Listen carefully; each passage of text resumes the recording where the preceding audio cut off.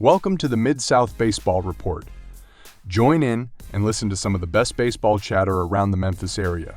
Your host, Johnny Ray, talks with the likes of Ed Easley, Jeff Duncan, Andy Cook, as well as other local icons like Phil Clark, Jeff Hopkins, and 2023 Major League Baseball All-Star Brent Rooker. And now, in true Memphis style, let's welcome our newest Memphis, Tennessee Major Leaguer, Jon Bowlan. Today I'm joined by the Memphis area's newest Major League Baseball player, Jon Bowlan.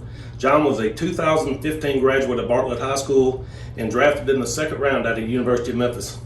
Jon, welcome to the show. Thank you for having me. Man, I'm tickled to death, first of all, to get to sit down and talk to you, because I know you're just home for a little bit. You got a busy schedule. But I do appreciate you carving out some time to be with me. Yeah, thank you very much for having me. Jonathan Bowlan, Major League Baseball player, Major League Baseball pitcher. How does that make you feel?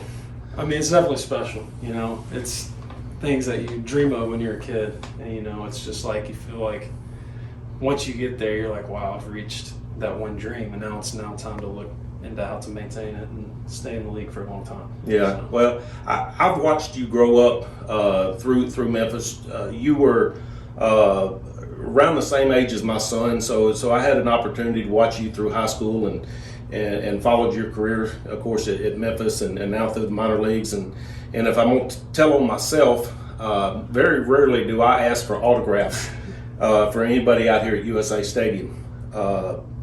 I got your autograph out here. I know you probably don't remember that, but when the University of Memphis played out here right before you were drafted, I got your autograph, and I think probably maybe less than 3 people I've done that with. So that tells you what I thought about your opportunity moving ahead, and you know, I knew that the sky was the limit for you. What was it like the day that you got the phone call saying, "Hey, you're going to the big leagues, pack your bags"? So it was funny because we were in AAA and we were going into our last series in Columbus, Ohio, and then we landed. We met that baggage claim. So I went there and I was walking around, and then my manager was like, "Hey, Jon, hey, come here." I was like, "Okay." He probably just wants to like mess around, you know, talk. So then I sat down and he asked me, he was like, "So how are you feeling?"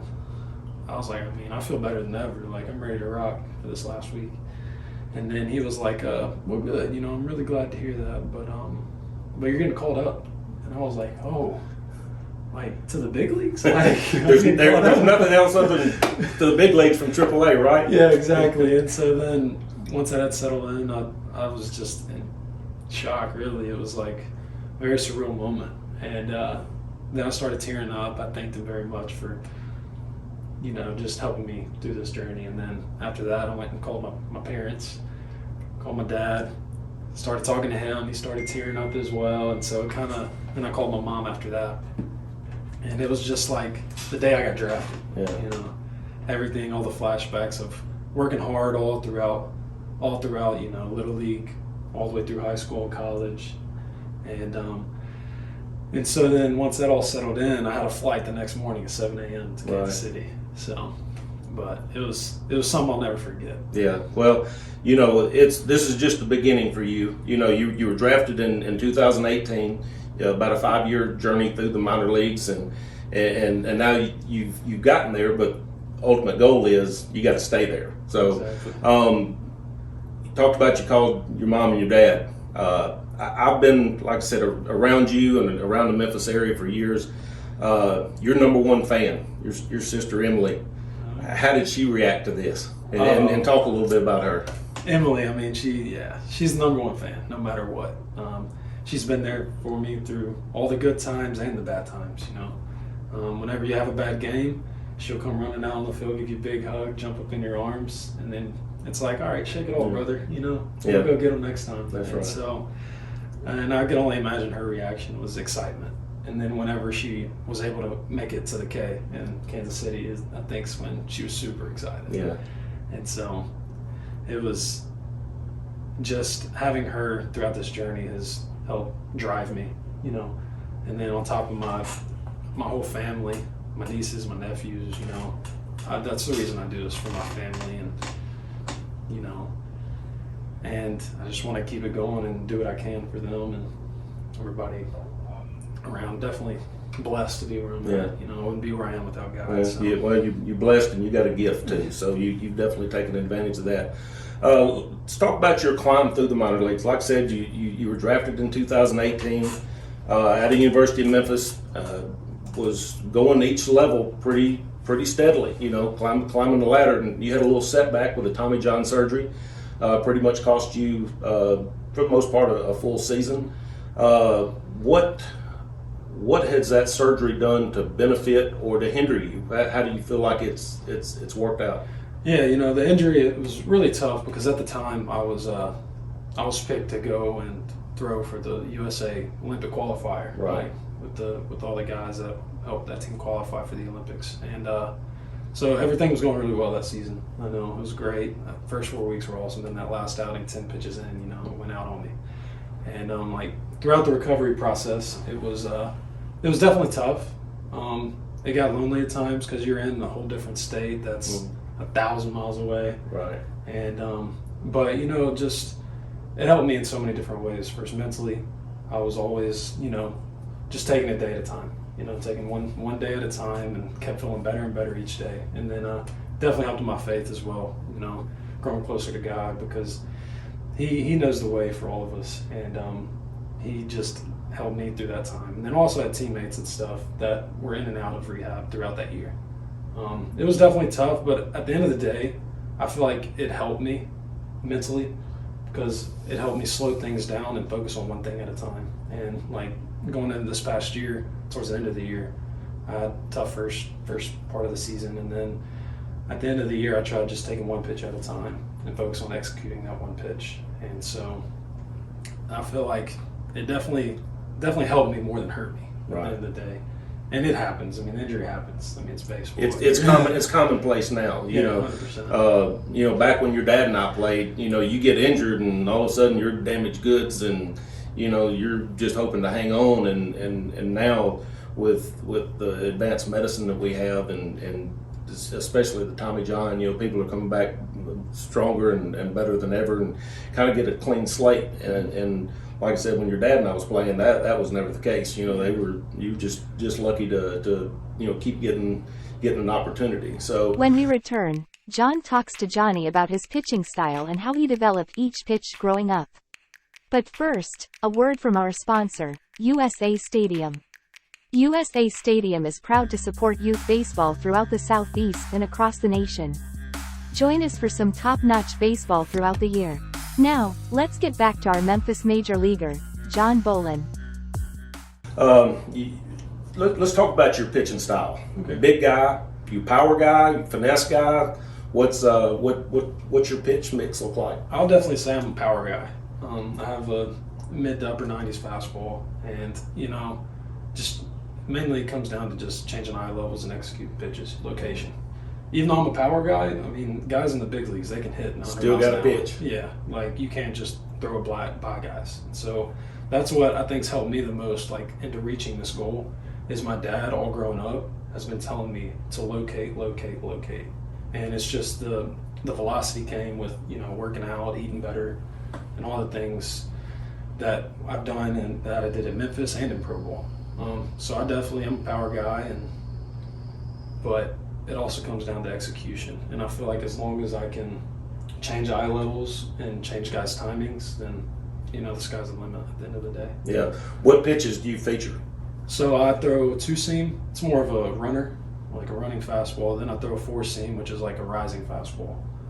It has good vert on it. Just a little bit above average on the numbers for vert.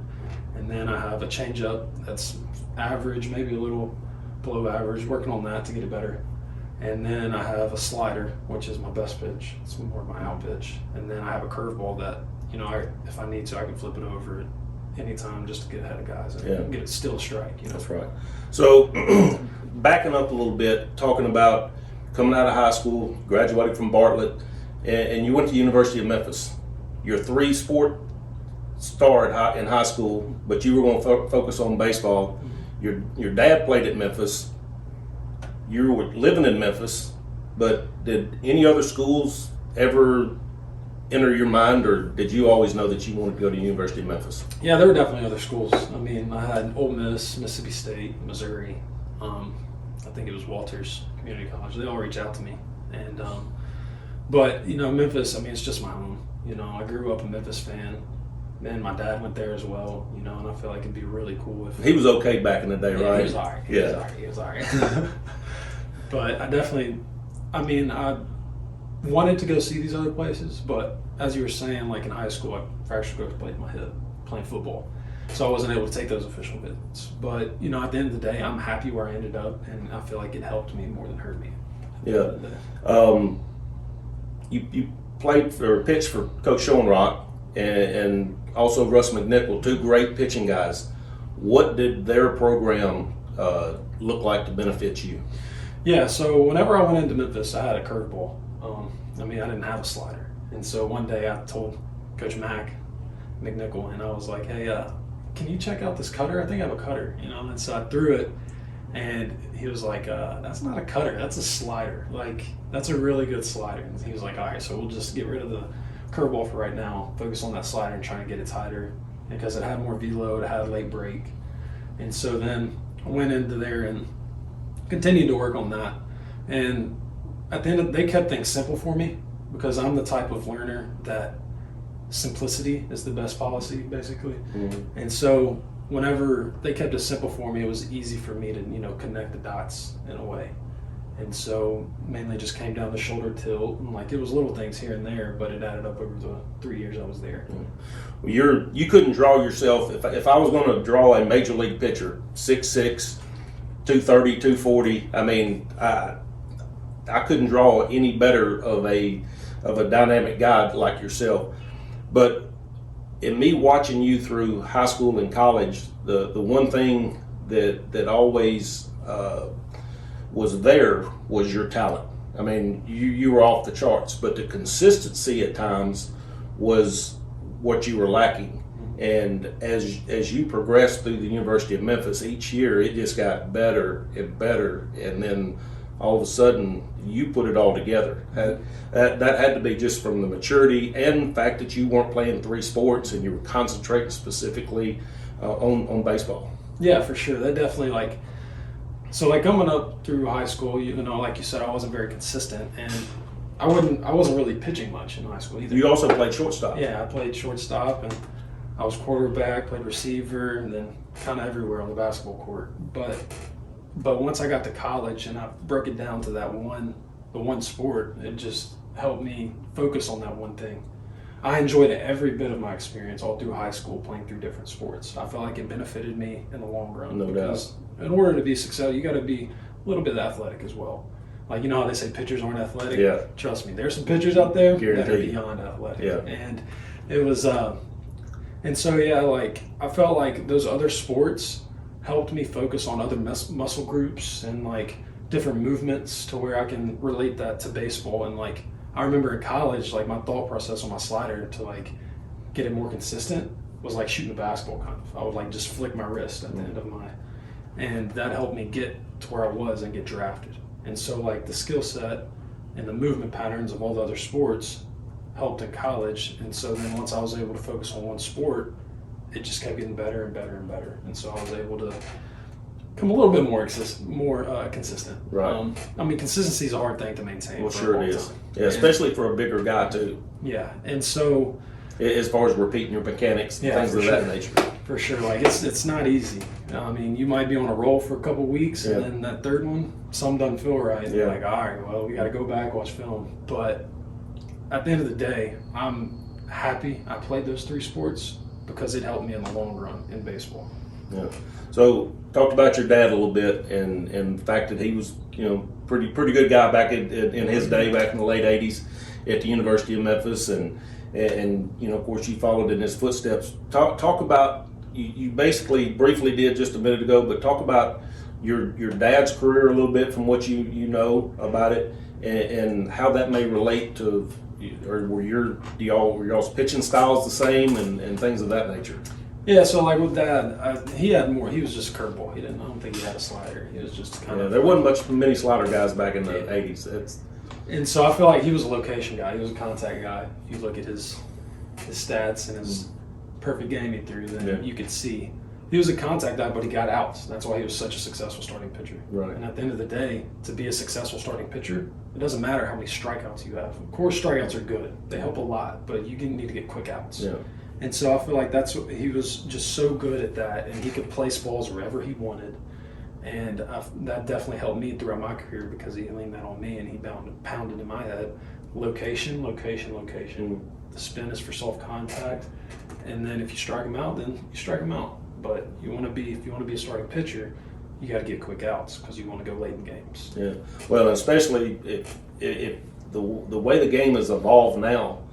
You know, when the starting pitcher went out there, he was expected to go deep in the game. You know, and so you wanted to force contact early, and not really thinking you can't strike anybody out till you get to 2 strikes anyway. So you're trying to get quick outs and get back in the dugout and keep that pitch count from going up.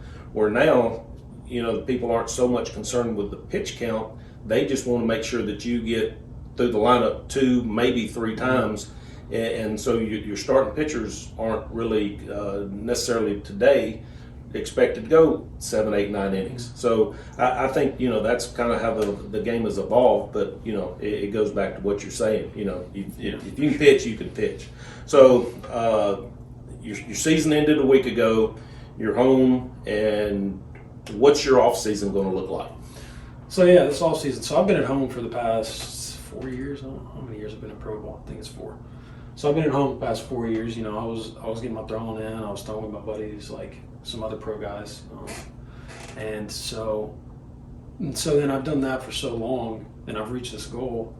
But I'm gonna head to Dallas, Texas, that area, because I have teammates there, and it's just technology there. Like we have everything we need to get the numbers that we use in the big leagues, And so I'll be going there until spring training. I'll be back and forth, with holidays and stuff. But so this off season, I'm just going to try and focus on consistency. I need to get that changeup better, and that's why I need that technology and those numbers, so I can focus on, for me. That was something else your dad and I didn't have. He'd look at you and say either he can or he can't. Now you've got a lot of feedback. That you can get. And so I'll go there, do that, and it's crazy how much technology has also changed the game. Going back to what we were talking about, because that's why guys nowadays, they're so good and they can get all these punch outs because of that technology. And it's like you know how hitters can see certain things, then you're communicating, and so once you get those punch outs, that's also why I feel like guys probably aren't going as late in games, right? Because they're getting more punch outs because they have nasty stuff, right? But and then I'll be in Dallas. Hanging out with some teammates. I have some friends out there too. Yeah, I don't imagine you'll be hanging out. You're going to work. Oh yeah, I'll be working my tail off. Yeah. I'm trying to stay in the That's big leagues right. for 10+ years. Yeah. So, but that's really what I'm going to try and focus on, and and also I have teammates there that we can push each other, to help shape each other into who we want to be and what we want to become to help the team at the end of the day. Right. So spring training starts middle of February. You're going to big league camp. What do you expect from Jonathan Bowlan when big league camp breaks? Oh, when we go into camp, I'm gonna be ready to go. I can only control what I can control at the end of the day, and I have a plan of what I need to do, what I need to focus on, and I'm gonna hammer that this off season.